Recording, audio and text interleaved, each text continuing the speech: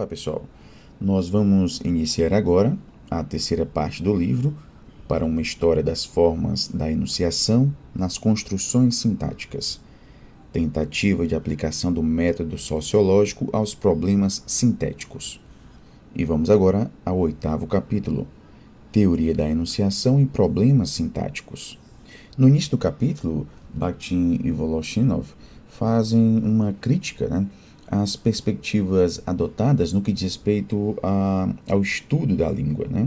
As categorias de base do pensamento linguístico contemporâneo, na sua época, no início do século XX, foram elaboradas principalmente a partir da linguística comparada das línguas indo-europeias.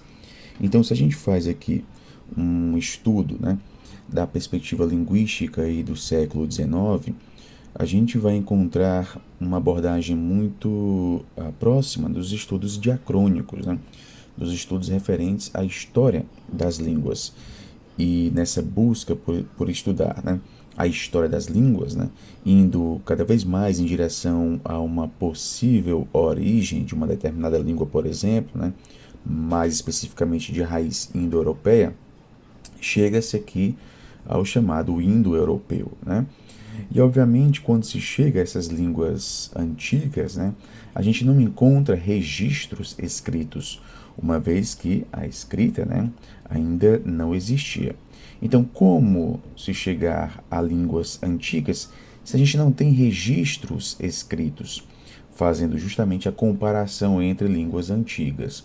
Comparando línguas antigas, e identificando possíveis semelhanças entre elas no que diz respeito a questões morfológicas e fonéticas, chega-se a uma língua que teria sido a mãe dessas outras línguas.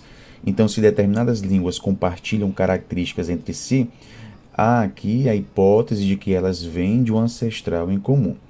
Então, essa abordagem diacrônica, essa abordagem da linguística histórica, focada muito nos aspectos morfológicos e fonéticos, isso predominou.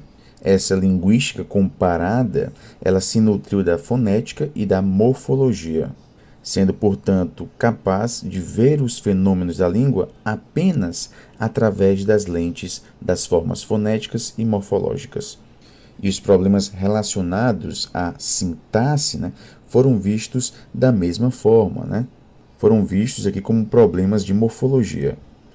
No entanto, os problemas relacionados à sintaxe são da maior importância para a compreensão da língua. As formas sintáticas são aquelas que mais se aproximam das formas concretas da enunciação, ou seja, que mais se aproximam dos atos de fala. As formas sintáticas são mais concretas que as formas morfológicas ou fonéticas e são mais estreitamente ligadas às condições reais da fala. É por isso que aqui a reflexão sobre os fatos vivos da língua é feita tomando por base as formas sintáticas. As formas sintáticas se sobrepõem às formas morfológicas ou fonéticas.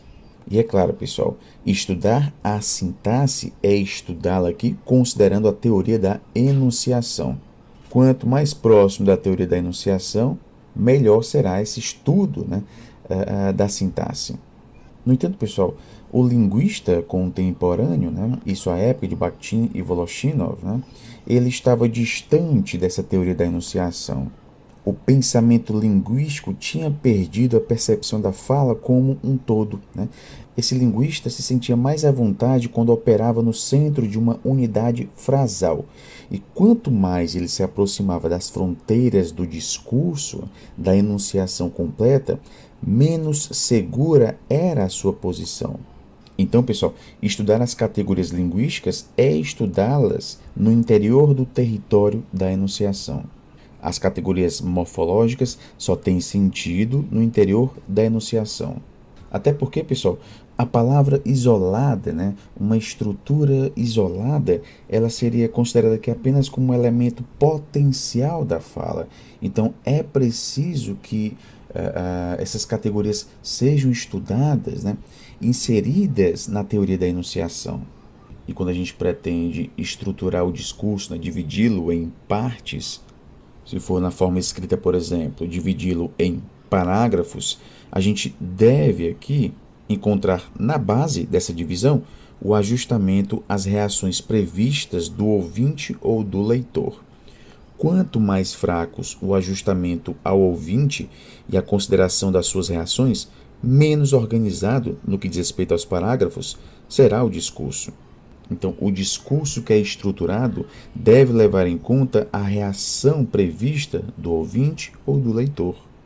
Se o discurso ignorasse totalmente o seu destinatário, a possibilidade de decompor esse discurso em constituintes, seria próxima de zero. Apenas o estudo das formas da comunicação verbal e das formas correspondentes da enunciação completa podem lançar luz sobre o sistema dos parágrafos e todos os problemas análogos.